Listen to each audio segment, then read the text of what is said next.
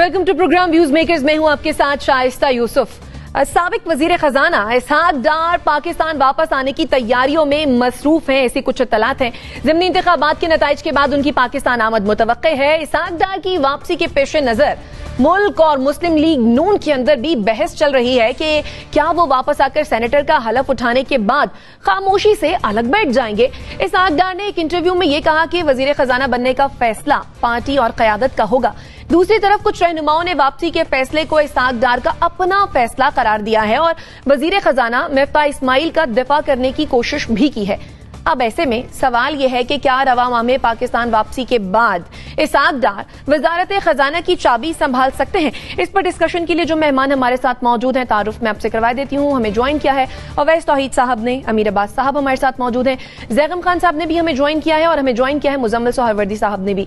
आप तमाम मेहमानों के वक्त का बेहद शुक्रिया। अमीर अब्बास आपके जानिब आऊंगी, क्या लग रहा है? इत्तलात ये है कि इसहाक डार वापस आ रहे हैं, वापसी पर सिर्फ सेनेटर का हलफ उठाएंगे या फिर वजारत खजाना का भी? जी, उनको उठाना पड़ेगा पहले सेनेट का हल्फ भी, लेकिन मुझे इस बात की समझ नहीं आ रही है कि क्या इसहाक डार कोई एडम स्मिथ हैं, क्या इसहाक डार कोई अल्फ्रेड मार्शल हैं, क्या इसहाक डार ने कोई नोबेल प्राइज हासिल किया है कोई इकोनॉमी के अंदर के अब इसहाक डार के बगैर हम मरे जा रहे हैं।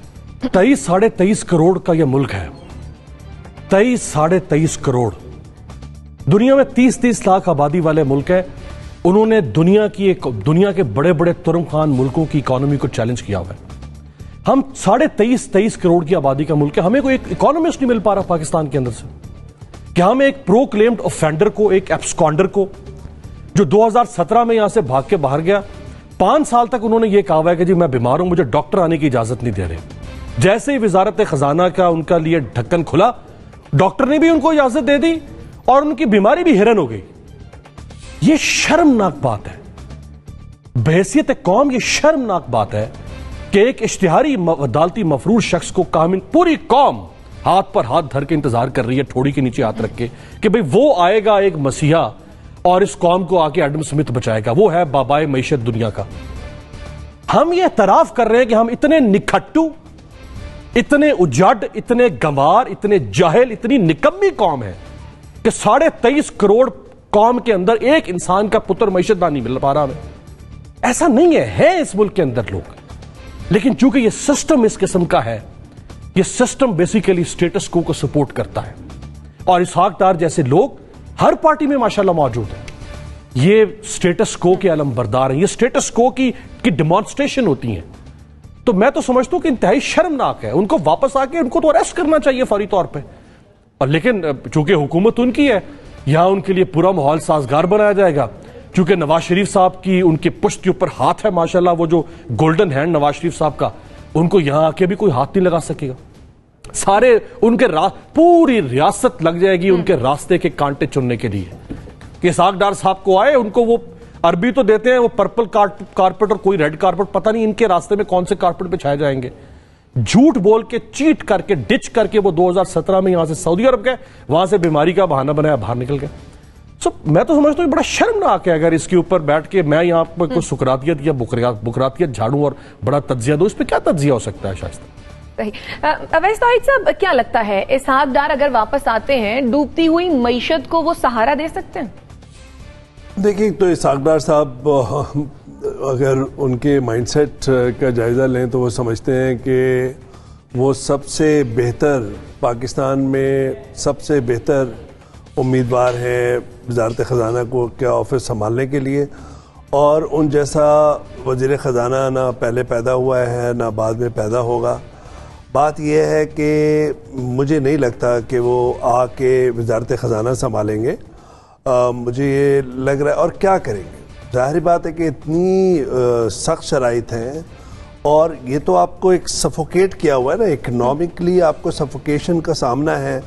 आपकी बीमार मईशत है, आप 2-2 बिलियन, 1.8-9 बिलियन, 1.9 बिलियन जो है आप IMF से मांग रहे हैं कर्जा। आपने 2.3 अरब डॉलर जो है वो कंसोर्शियम जो चाइनीज़ बैंक से उससे लिया है।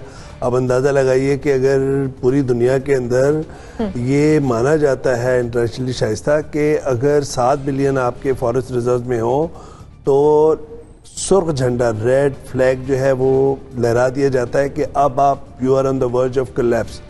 تو ہماری حکومت کو, ہماری ریاست کو اگر اتنے سنگین مسائل کا سامنا ہے معیشت کا, تو اس کے اندر اسحاق ڈار آئیں گے تو کیا کریں, کیا کون سا ایسا کرشمہ کریں گے؟ مجھے نہیں لگتا.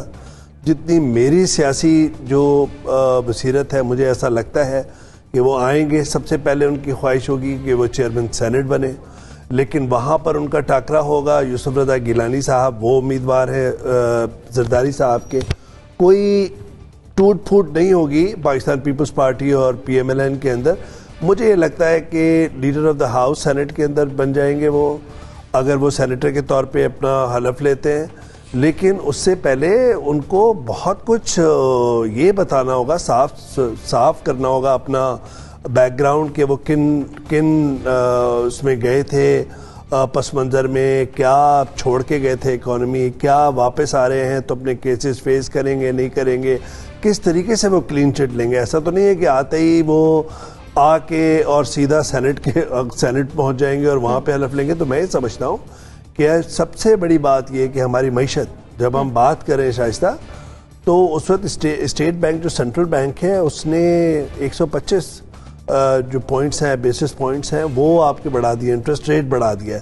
انفلیشن جو ہے خود سرکاری جو وہ ہے فگرز 21.6 تو وہ بول رہے ہیں انفلیشن, لیکن آزادانہ طور پر اگر جائزہ لیں تو یہ تو 25-30% ہے. پھر جو کھانے پینے کی اشیاء ہیں اس کے اندر اتنی مہنگائی ہے, پیٹرول کا آپ کو پتہ ہے, ڈیزل کا آپ کو پتہ ہے.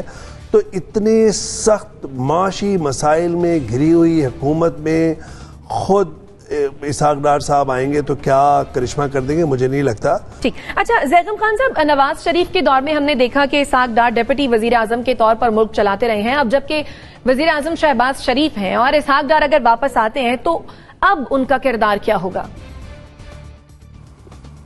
میرے خیال ہے اب جو آپ نے سوال جس طرح سے پٹ کیا ہے یہ زیادہ اہم ہے. آپ اس وقت بالکل ڈیفالٹ کے دہانے پر تھے اور اس موقع پر ڈار صاحب کیا کہہ رہے تھے کہ آپ بالکل آئی ایم ایف کی بات نہ مانیں, آپ پیٹرول کی قیمت نہ بڑھائیں. یہ مفتاح تھے جو ڈٹ گئے اور انہوں نے کہا کہ یہ نیشنل کرائسس ہے, یہاں پالیٹکس کو ایک طرف رکھ دینا چاہیے, پاپولیرٹی ان پاپولیرٹی کو ایک طرف رکھ دینا چاہیے. جو بھی سیاسی قیمت دینی پڑتی ہے ہمیں پاکستان کو اس معاشی بحران سے نکالنا چاہیے. یہ مفتاح کا موقف تھا, بہت جرأت مندانہ موقف تھا. انہوں نے اپنی تجارتی برادری کو بھی ناراض کیا, اس وقت دکانداروں بھی اس پر جو ہے وہ ناراض ہیں. تو آپ اگر کمپیریزن کریں تو اس بحران کے بارے میں جو دو موقف تھے مسلم لیگ نون میں, اس سے آپ کو سمجھ میں آ جاتی ہے کہ مفتاح اس وقت کیوں زیادہ موزوں ہیں. مفتاح زیادہ تعلیم یافتہ ہیں, وہ اکنامکس میں پی ایچ ڈی ہیں, ڈار صاحب نہیں ہیں.